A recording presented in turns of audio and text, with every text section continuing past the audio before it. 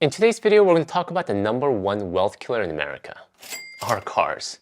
Hi, if you're new to the channel, my name is Tay from Financial Tortoise, where we learn to grow our wealth slow and steady. You might be thinking, Tay, what are you talking about? Aren't there so many other things that should come before a car payment that is destroying our wealth? How about the rising cost of healthcare? Or stagnating wages? And what about the crazy inflation rate that is destroying our purchasing power? Yes, all true. And I don't disagree that many of these items impact our wealth in detrimental ways. However, if you can hear me out for the rest of this video, I want to help you understand why I believe our cars are really the #1 wealth killer here in the United States. But first, let's start out with some history lessons so we have context regarding cars in America. Let's face it, we as Americans are obsessed with cars. And nothing says American as our cars. These days, it's hard to see the distinction between car culture and American culture, as cars have become such a significant part of our lives since they first came to be. And a big reason for why they stuck around for so long is that they're the epitome of status. This allure of status that keeps drivers hooked dates all the way back to the Ford Model T, the first affordable American car that changed America as we know it over 100 years ago. And since then, cars have continued to represent itself as an extension of ourselves and therefore our identity and our status symbol, a way to show the world how successful we are. When someone parks their Lamborghini right next to our 10-year-old Honda Civic, don't many of us think, man, what does this guy do for a living? How is he so wealthy? He is so cool. In my mid-20s, I made one of the biggest purchases of my life, a brand new Volvo S40. I had just gotten my recent promotion in the army and I was making decent money. Of course, I was still living paycheck to paycheck. I justified the purchase by saying that I deserved it and I worked hard for it. And while that might have been true, the truth is that I could have bought a much cheaper car and used that extra money to pay down debt or invest in my future. But I didn't, because I wanted that status symbol. I wanted the car that would turn heads when I drove by.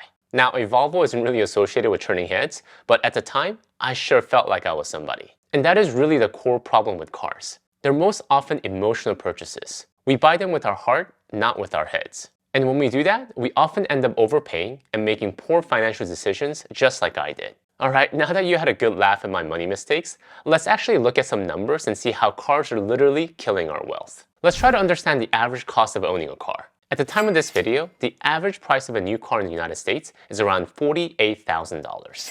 And given that most new cars are purchased financed, the average monthly car payment hovers around $700. However, when we consider the ongoing costs like insurance, gas, or maintenance, the true cost of ownership is actually much higher. And we aren't even factoring depreciation when purchasing a brand new car. A new car can lose up to 20% of its value the moment you drive it off the lot. And it doesn't stop there. On average, a car will lose about 11% of its value every year for the first 5 years. So if you bought that $48,000 car, in just 5 years, it'll be worth less than half of what you paid for. And after 10 years, it'll be worth less than a third. So it's not a surprise that many people are upside down on their car payments. The bottom line is that car payments in general are a bad idea, especially big car payments like $700 a month. There might be unique situations where a car payment might make sense. For example, you originally planned on buying a new car with cash, but you chose financing instead because they were offering a 0% interest. However, these situations are not normal. The vast majority of people aren't using car payments to help out their cash flow situation. Imagine an average person who started their first job at the age of 25 and settled into a $700 car payment for their entire life. This person would trade his or her car over the years, but would always have that car payment. Each time the car is paid off, we would head straight to the dealership to pick up a new one.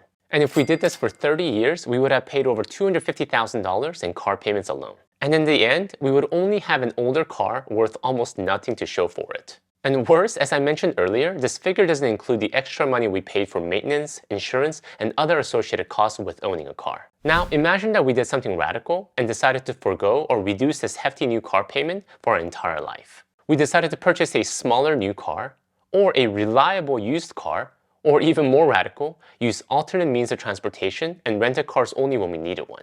In these scenarios, let's reduce our monthly car expense by half the national average car payment. Instead of spending $700 a month, we instead spend $350 per month. And we invest the extra $350 in a good low-cost index fund for the next 30 years. How much do you think we'll have in our investments after 30 years? At an average 8% rate of return, over $500,000. The total contribution amount is around $126,000, but the compounding added close to additional $400,000 to our investments. For $500,000, I personally don't mind driving a humble economical vehicle versus a car that supposedly shows my wealth to the rest of the world that really doesn't care about me anyways. Car payments are not a way of life, and if we think that since we had one ever since we could remember, it's time to change that mindset. It's easy to blame external factors for our life and money problems. But what is interesting is that most often, we blame everything else but our high car payments for our inability to get ahead. We blame our employers for not giving us the raise we deserve, or our parents for not educating us enough. We blame health insurance premiums, the price of groceries, the housing market, and even the price of gas. But how often do we focus our efforts on high car payments? Most often not. So many of us, myself included, have become socially conditioned to believe that a huge car payment is a fact of life because having a nice car is a way of life. It's an extension of who we are. We wouldn't go out to the mall wearing tattered clothes, so how can we be on the road with a rundown vehicle? We tell ourselves that everyone has a car payment and that is normal and okay. And if we're going to have a car payment anyways, we might as well get the car we want, right? This kind of thinking is so widespread and so embedded into our culture that it's almost an epidemic. The fact is that we don't need to think this way. And in actuality, it is very harmful to think this way because it's detrimental to our wealth. Alright, now that we recognize the detrimental impact of having a car payment is to our wealth, what can we do? Let me share with you some practical tips. Number one tip is a bit general, but it is to delay gratification, or learning delayed gratification if this is something we struggle with. And I totally empathize with people who like buying new cars. If we're completely honest with ourselves, myself included, buying a new car is fun. Not only do you get to enjoy the coveted new car smell, but you get to show off in front of your family and friends. And no matter how much the privilege costs, it feels so good to drive your new car off the lot and cruise down the street. Unfortunately, that is a short-term thinking as many of us, myself included, might have experienced firsthand. The new car smell? The excitement you feel when you get to drive the new car to work? I'm sorry to say, but these feelings are temporary and they're fleeting. After a fairly short amount of time, the new car excitement turns into mundane, uneventful reality. Soon, your car isn't so new anymore, and it's just something that you drive to Costco on a weekly basis. If we want to do something different and build our wealth in the process, we need to change our new car mindset. Let's learn to delay gratification. If you currently have a car and have been thinking about getting a new one, see if you can drag it out for several more years. This simple act of delayed gratification can mean hundreds of thousands of dollars in the long run. Second tip is a bit more practical, and that is to consider buying used. As I mentioned earlier, one of the greatest negative financial impact of buying a new car is its depreciation. A new car can literally lose up to 20% of its value the moment you drive it off the parking lot. After 5 years, it will be worth no more than half of its original value. A used vehicle depreciates at a much slower rate than a new vehicle. This is because once you're behind the wheel of the car, it will have already gone through the majority of its depreciation. And it's much cheaper. Thus, your monthly payment, if you choose to finance, will be much lower.